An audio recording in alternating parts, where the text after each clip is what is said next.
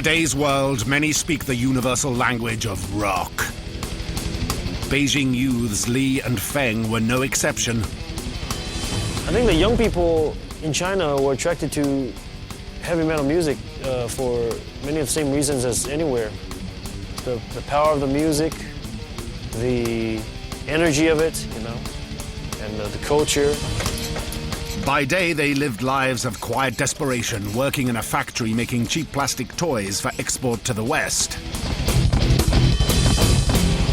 But at night, heavy metal was their muse, and their small 7x7 concrete apartment became a 60,000-seat stadium.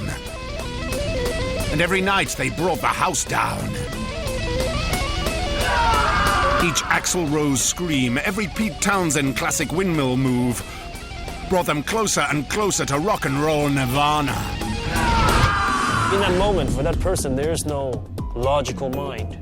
It's just all emotion and energy.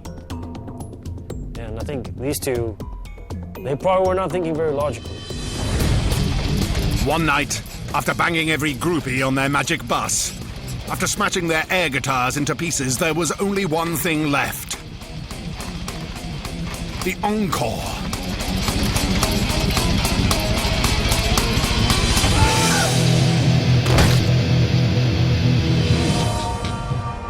Whether a sacrifice to the gods of rock or just catching his knockoff Nike on the edge of the bed,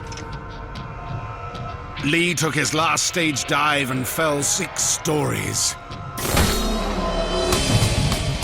Feng can't bear the thought of breaking up the band.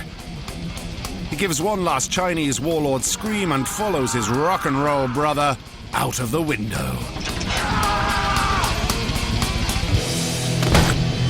I think whatever band that they were listening to should dedicate the next album to them. Confucius once said, "Music produces a pleasure which human nature can't do without."